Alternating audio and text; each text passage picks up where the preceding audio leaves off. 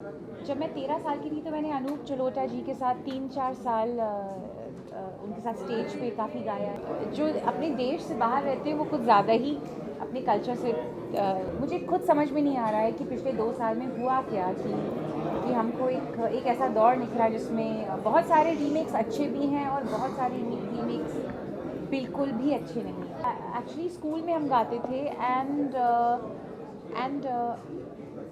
जब मैं 13 साल की थी तो मैंने अनूप जलोटा जी के साथ 3-4 साल उनके साथ स्टेज पे काफ़ी गाया है। तो हम बहुत से डिफरेंट जगहों पे जाते थे। जब पंजाब गए हैं तो हमने वहाँ पर इससे शुरुआत करते थे।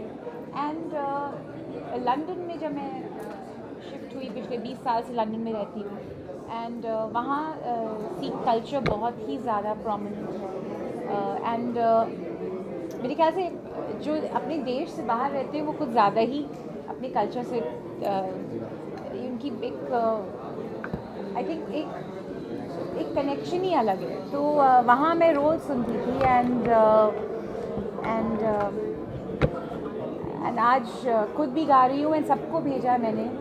जिनको मैं जनरली अपने गाने कभी ऐसे शेयर नहीं करती, बट मैंने ये मूल मंत्र सारे लोगों के साथ शेयर किया है एंड आज मैं सोशल मीडिया पे शेयर करूँगी। आज का वेट कर रही थी। सो एक्चुअली मैंने सोचा नहीं था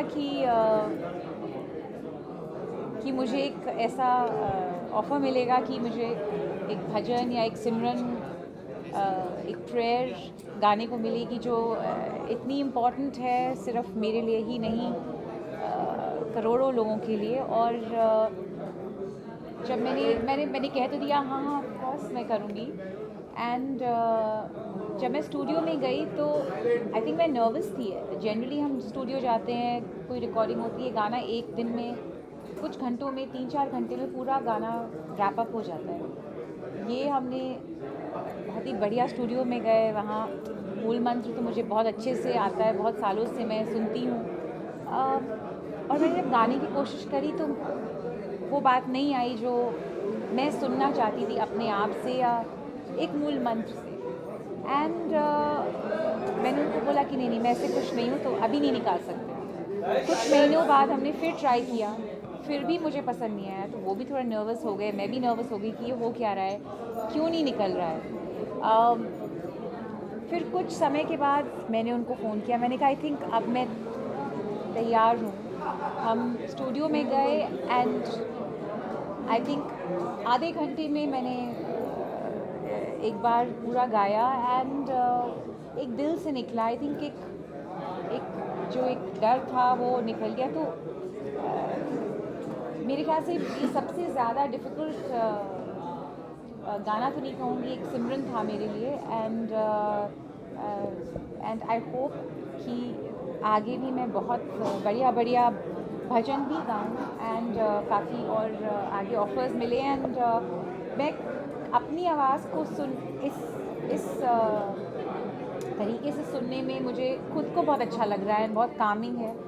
आई थिंक हमारे सोल के लिए कि it's food for soul, you know. लोगों के पास लिरिक्स नहीं रह गए तो रिक्रिएशन का एक ट्रेंड चालू है थोड़ा पुराने गानों को लेकर। ऑनेस्टली मुझे खुद समझ में नहीं आ रहा है कि पिछले 2 साल में हुआ क्या कि हमको एक ऐसा दौर निकला जिसमें बहुत सारे रीमेक्स अच्छे भी हैं और बहुत सारे रीमेक्स बिल्कुल भी अच्छे नहीं। क्या उनका किसी का नाम ले सकते हैं? जी मैं ऐसे किसी का नाम नहीं लेना चाहती and because it's not fair.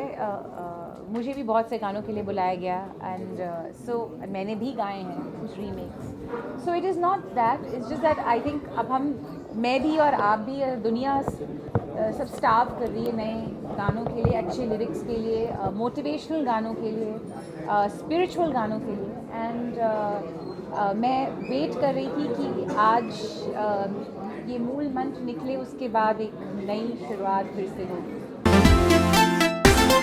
koimoi.com